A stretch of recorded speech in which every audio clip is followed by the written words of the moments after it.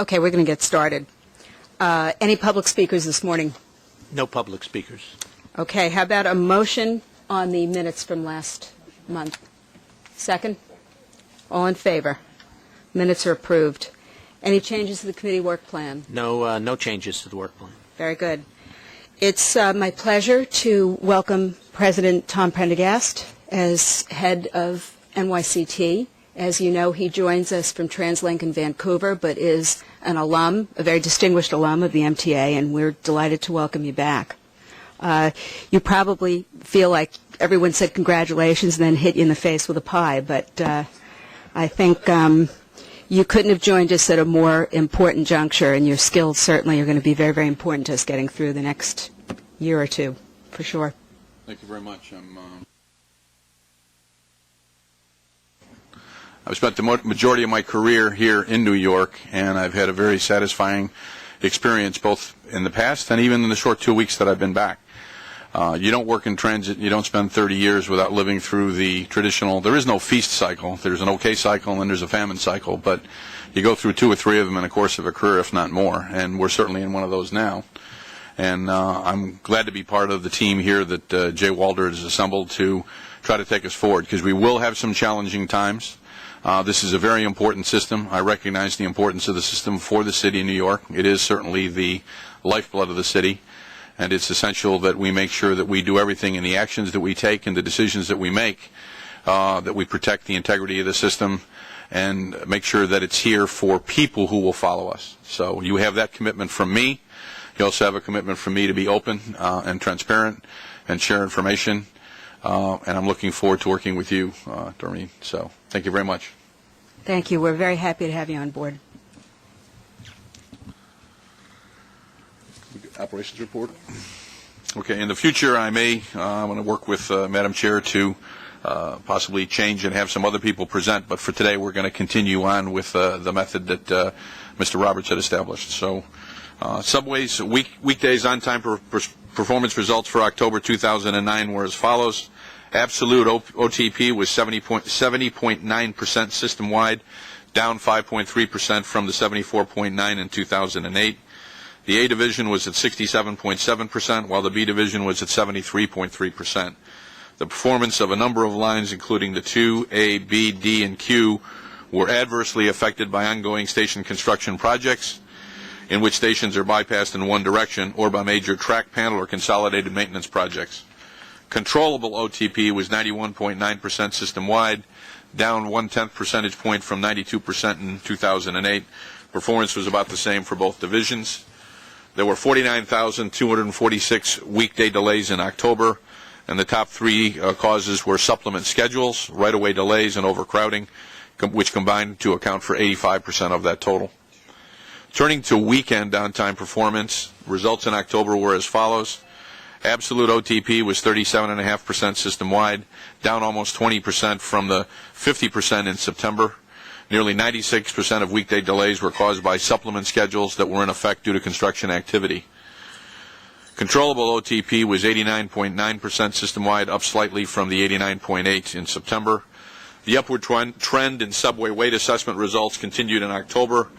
The system-wide weight assessment was 88.6% in September, up 2.1% from last year. Both the A and the B divisions showed increases. For the 12-month average, weight assessment was 88.9% system-wide, an improvement of 3% over a year ago, and again, performance increased for both the A and B divisions.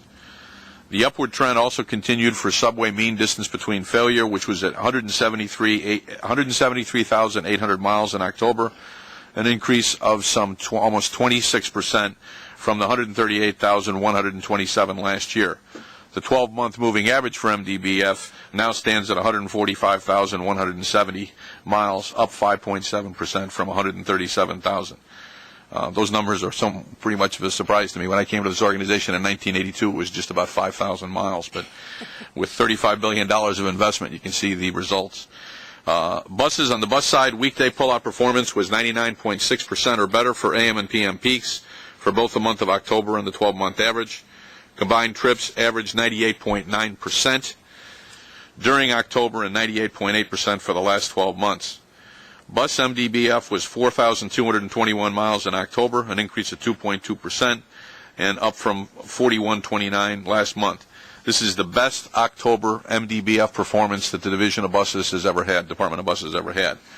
The 12-month average was 3,910 miles, down 1.2% from the 3,959 a year ago. Moving on to paratransit, completed trips were up by 12.9% in October as compared to last year. For the last 12 months, completed trips were up 19.8% compared to the prior 12-month period. The favorable trend regarding passenger no-shows continued in October, and during the month there were 22,481 no-shows, down 11% from last year.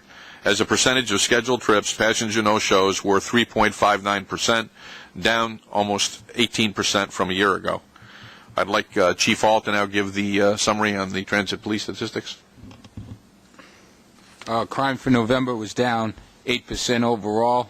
Looking at robbery, there was a 12% reduction, a 40% reduction in felony assault, and a 2% reduction in grand larceny. Year-to-date, crime overall is down 13%, with a 10% reduction in robbery, a 15% reduction in felony assault, and a 13% reduction in grand larceny. Arrests are up 15% year-to-date. That's where we are. Thank you, Chief. Safety indicators were favorable on the subway side. Customer accident rate decreased by 5.5% in September, although the 12-month average is up 4.5% compared to a year ago. Subway fires were down by 13.7% during September and are down 14.5% over the last 12 months. Results were more mixed on the bus side, as the bus customer accident rate increased by 39% in September. In part, the increase reflects the fact that September 2008 was an inordinately good month. Most of the increase was in the slip, trip, and fall category, and there was also a spike in passenger boarding accidents. The bus collision rate increased during September, but only by 3%, and the 12-month moving average is down almost 4% from a year ago. And finally, the employee lost time accident rate was 11.6% lower in October as compared to the same month in 2008. We are happy with the improvements shown in the last 3 months, and the 12-month average remains 20% higher than what is years ago, reflecting less favorable results earlier this year. Finance. Preliminary October fare box revenue was $288.7 million, which was $3.7 million or 1.3% above forecast. Year-to-date fare box revenue was $24.8 or 1% above forecast. In October, the average non-student fare was $1.48, an increase of 10.5% from a year ago, and that reflects the impact of the fare increase that took effect at the end of June. In constant 1996 dollars, the average October 2009 fare was $1.05.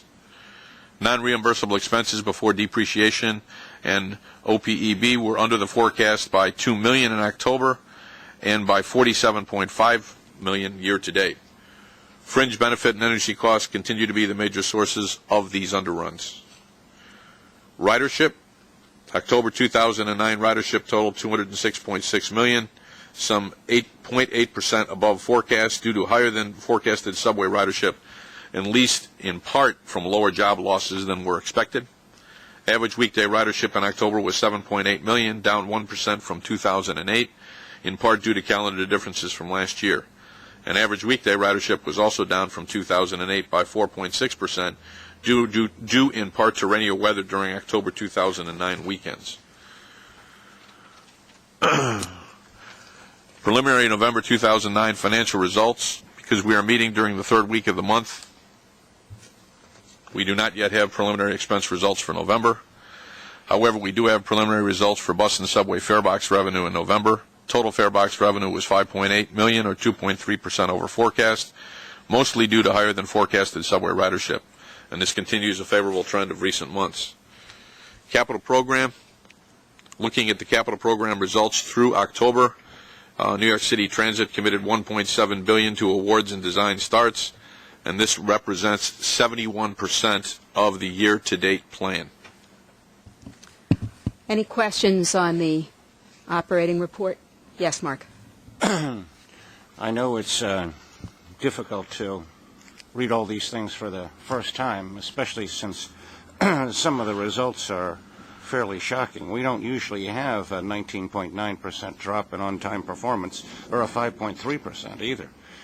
These are really quite alarming. I hope that you can begin to address yourself to that, because those of us who are in the subways all the time have noticed that there seems to be an unexpected surge in the last 6 weeks or maybe 2 months in subway ridership. There are just a lot of people in there now, and if we are going to have any respect left with the public, we have to really deliver the quality service for what we are delivering. So this is an extremely important statistic, and I know that you're going to focus on that. As to Chief Hall's statistics, I've said this before, and he's probably tired of hearing me, that he's arrived at perfection and we expect him to continue to improve. But those results are truly remarkable, and it's not an accident. I think it's due to extraordinarily careful and well thought out deployment, which is the key, I think, to his success.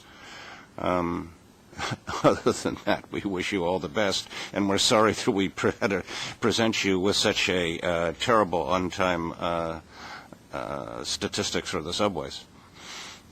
On-time performance, mean distance between failure, average wait time, those are important statistics to track. They do measure the performance of a system like ours. I take them very seriously. I do know there's been some changes with respect to how those statistics are tracked as compared to where they were when I was here. I need to get my hands around that. But you do have a commitment from me that it will be paid attention to. Andrew. Chief, due to the removal of some booth staffing in places, there are now some totally unprotected entrances without heats, just turnstiles that are not being watched. I've watched people go through them with impunity in the last few weeks. How are we going to get a handle on this? Because, you know, we kept crime statistics improving when we stopped people at the turnstiles. Now there's nothing to stop people at various places. We were given, Andrew, the list by New York City Transit Authority. We have had people out there. The deployment, though, when you look at fare evasion for us, this year there's a 17% increase in fare evasion arrests. We've locked up over 18,000 people for fare evasion, and another 42,000 people have been summoned for it. Yeah, we want to stop them before they get on the train.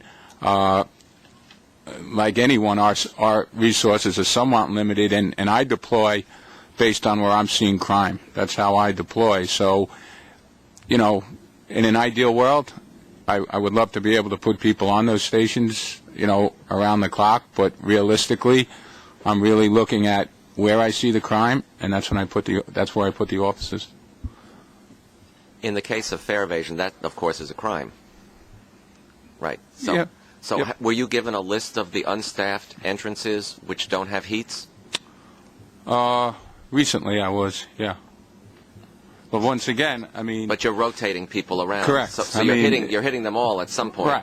Right. I mean, in a perfect world, you know, you could put officers on those stations, but I got to put officers where I really see a greater need, and quite frankly, you know, there are stations and certain trains where I see things where I'm going to, you know, put officers in the effort to squash those things. Thank you. Any additional questions?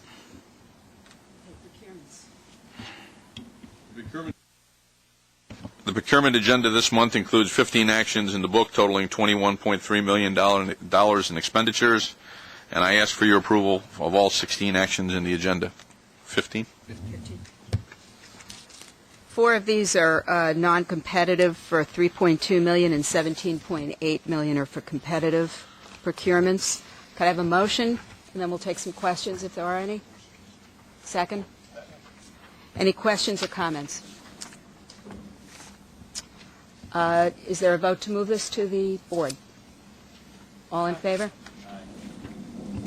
Procurement agenda is moved. Then we have an action item. The action item this month, we are seeking the committee's approval of the 2009 November forecast and the 2010 final proposed budget for New York City Transit and Staten Island Railway. Our Executive Vice President, Michael Schubach, will deliver a very short presentation on this budget submittal. Before I start, I just want to make a few introductory comments. The presentation you're about to see relates to the budget as it was proposed a month ago. You may recall that Chairman Walder presented the budget at the November board cycle, and this is really consistent with that. And obviously, events have overtaken us, but it's important still that we go through with this action item, which asks for this committee's vote to, in effect, forward this to the full board for a vote on Wednesday. In effect, this version of the budget is going to become the starting point, sort of the jumping-off grounds for the changes that are now necessary and which will be presented actually starting at the Finance Committee, which immediately follows this one. So with that introduction,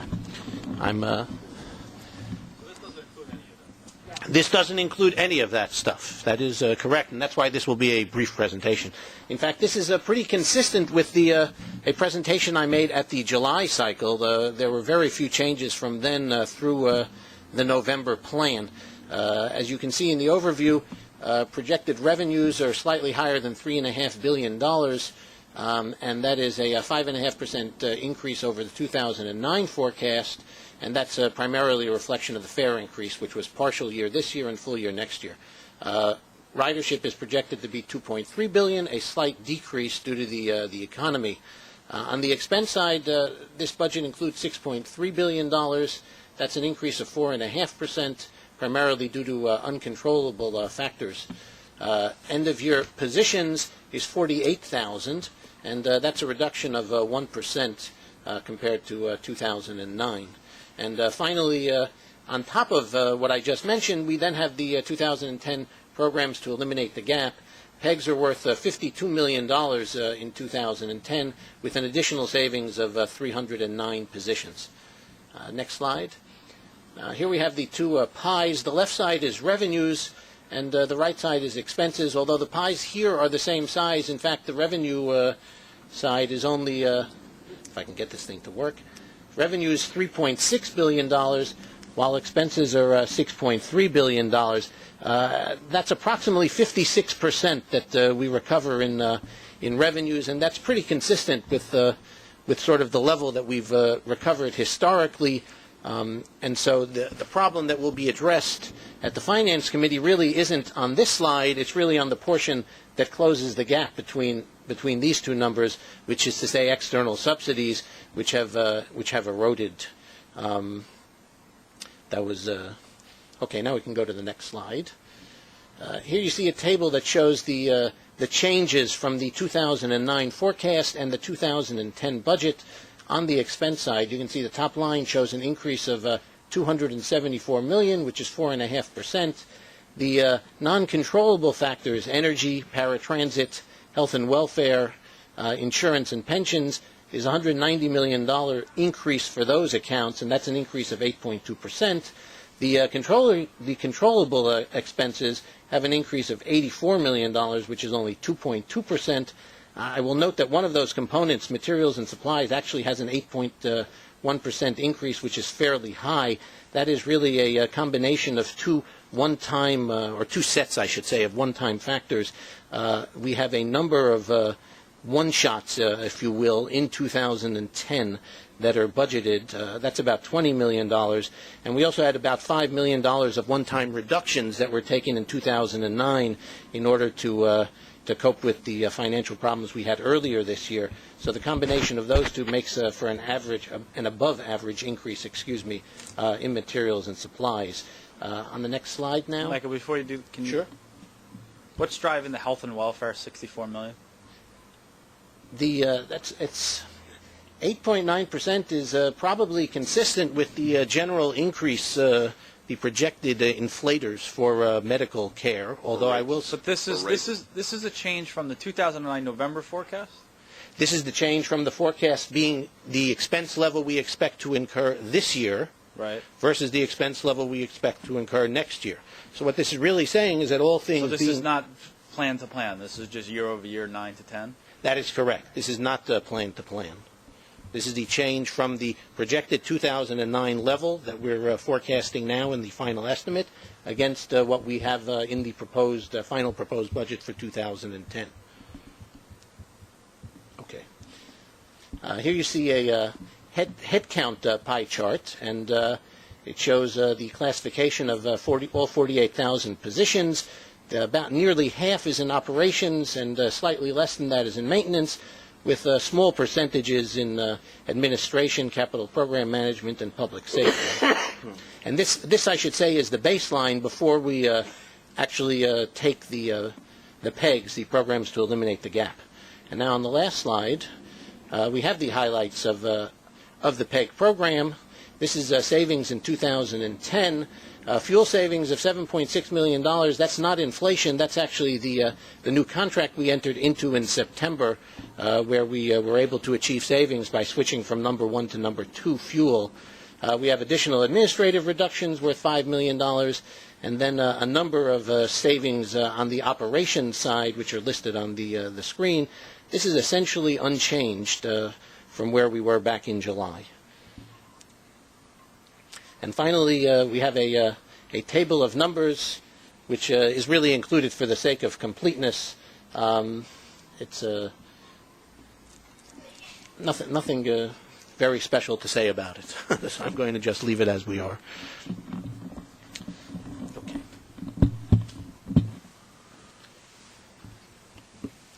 Any questions on that presentation or the budget? I think it's probably best to leave it till the Finance Committee meeting. Okay, could we have a vote to move the budget to the... Yes, Jim? Motion made. Second? All in favor? Budget is moved to the board. Any other reports? There are no service changes this month, so the last item in the agenda this month in Section 7 is our monthly update on the AFC program. Any questions regarding that or any other transit matters? Okay, then we will close transit and move on to bus. Thank you, Tom. Good morning, members of the Bus Committee. There are no changes to the work plan this month. Overall service performance was solid in October. Both AM and PM weekly pullouts were above 99% for both October and the previous 12 months. Completed trips were also above 99% for October. MDBF was 3670 in October, was slightly down from October 2008, but up 10% over September. Safety performance for the previous 12 months was somewhat mixed.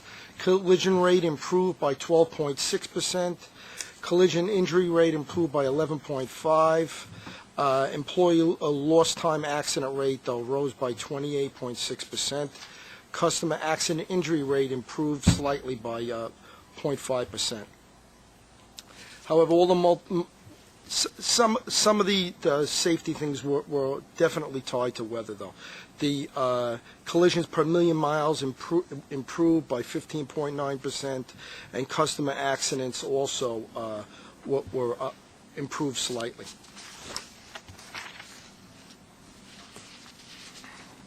Total ridership for October was down 2.4% as a result of economic conditions. The 2009 fare increase and the worse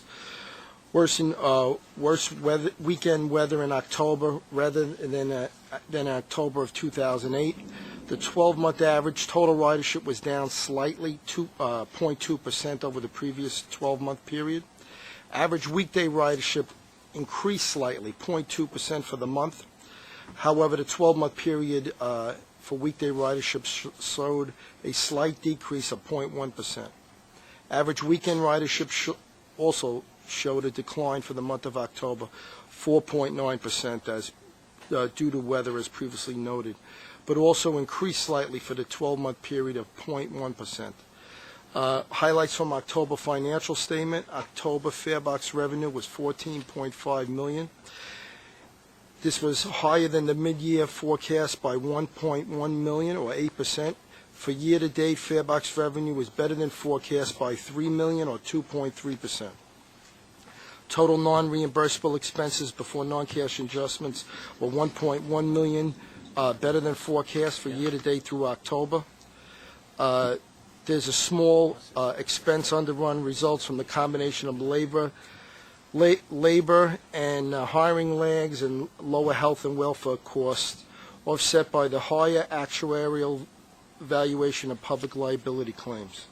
There are no competitive procurements or ratifications for the committee's consideration this month, but we do have 2 action items and 1 non-competitive procurement for the committee's approval. The non-competitive is for the contract to Cintas Corporation for the rental and cleaning of uniforms for MTA bus personnel.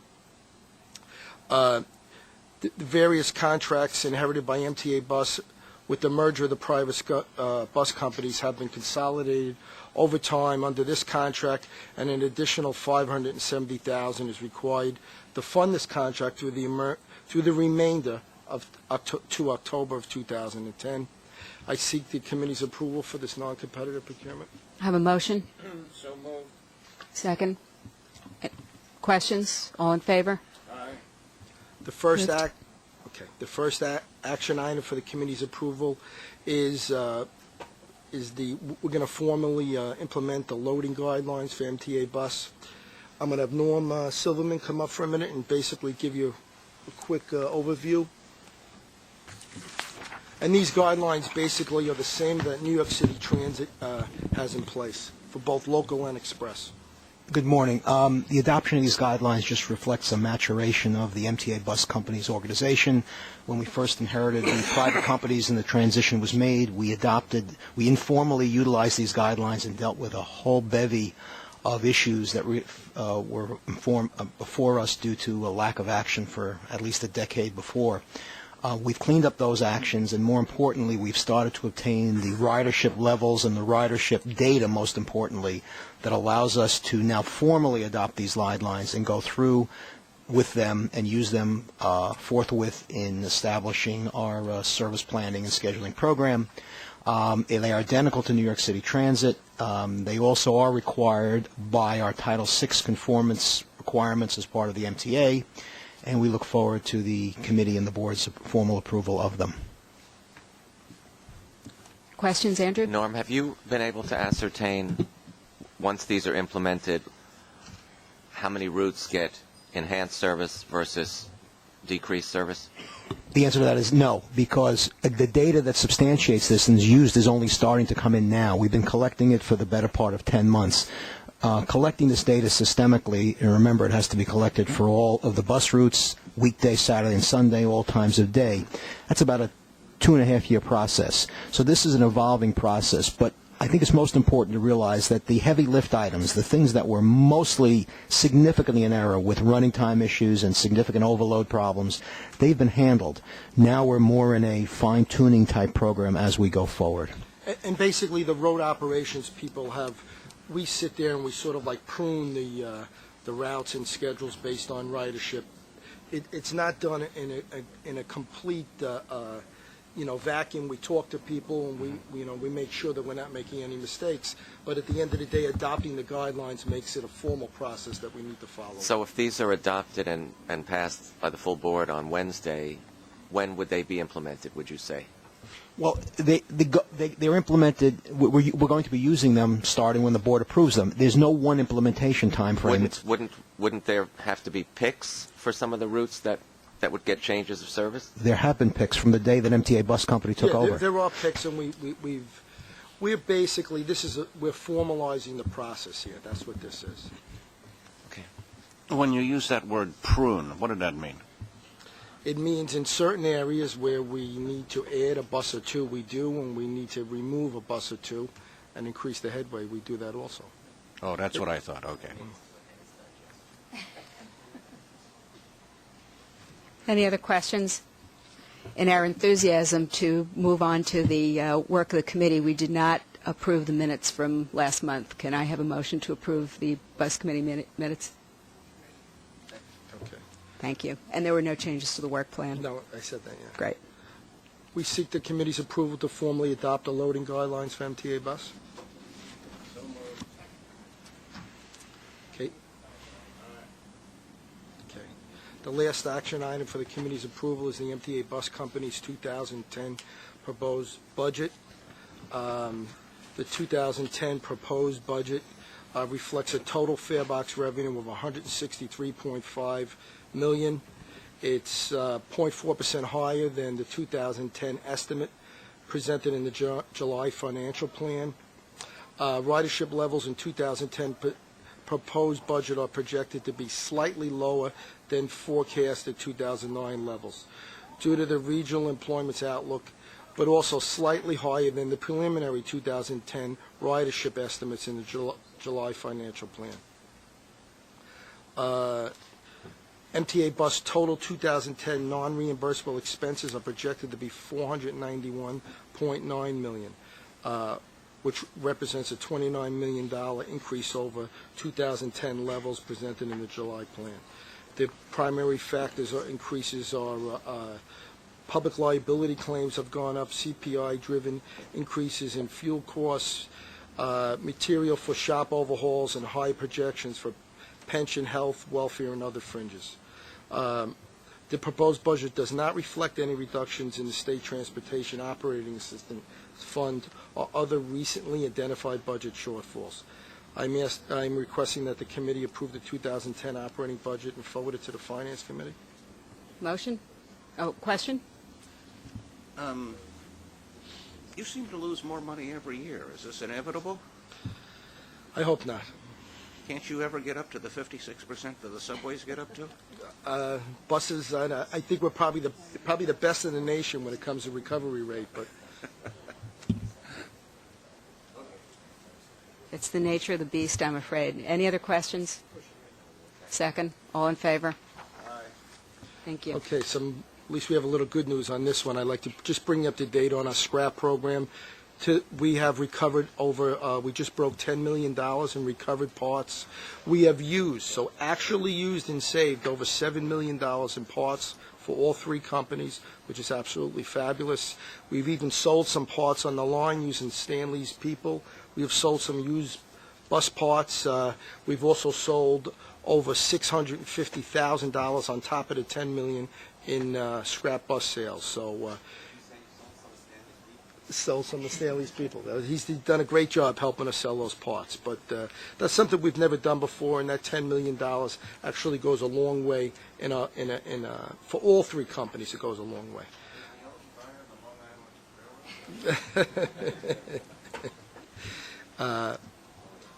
We've also, we've completed our purchase from Westchester County. We bought 84 local buses from B-Line, which was approved by the board in July. These buses were purchased at $2,600 apiece.